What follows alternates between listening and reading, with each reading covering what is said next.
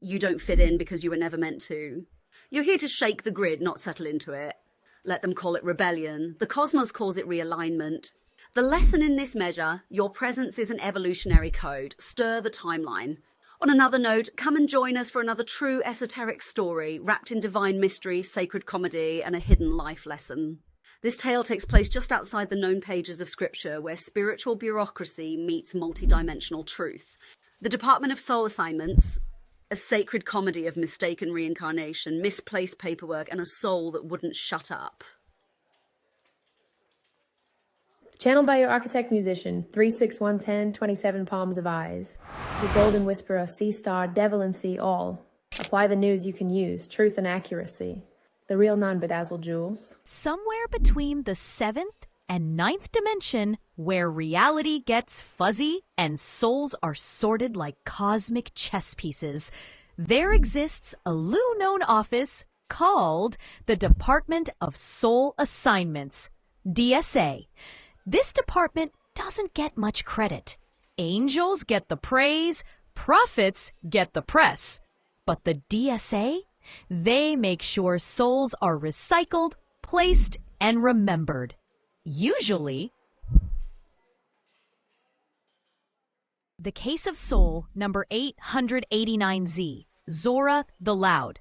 On an ordinary Tuesday, measured in asteroid rotations, a soul named Zora arrived for reassignment. Now, Zora had been many things. A scribe in ancient Sumer, a midwife in Mali, a fortune teller with a gambling problem in Venice, and most recently, a sarcastic librarian who died while laughing too hard at a conspiracy podcast. She was wise, yes, but she was also incredibly talkative. As she waited in the queue, Zora muttered, "I told them I wasn't finished. There's still a scroll buried under that basil plant. And my cousin? He reincarnated as a house cat. He's still mad." The angel behind the desk, Barakiel, head of reassignments and Muffin Day coordinator, sighed. "Zora," he said, "you've completed 108 cycles. You're due for a rest." But Zora leaned over the desk, whispering with excitement. "Put me back. This time, make me a left-handed jazz musician who secretly remembers Atlantis." Barakiel blinked. "You're meant to become a non-corporeal wisdom guide, a voice, not a person." Zora grinned. "Then I'll just shout extra loud." The mistake, Barakiel sighed, turned to file the paperwork, and sneezed. Unfortunately, in that moment, a stack of reality scrolls slipped. Zora's soul was accidentally stamped with "Urgent, insert into 2020's timeline. High interference approved."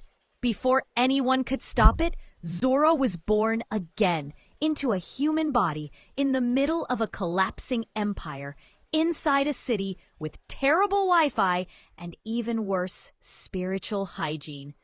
The return from the moment she could speak. Zora said weird things. At age 3, she asked her aunt, "Where's the blue moon ladder we used to ride during eclipses?"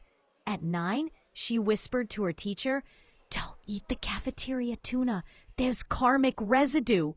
By 16, she was writing in forgotten scripts and yelling at the moon to return the stolen prophecies.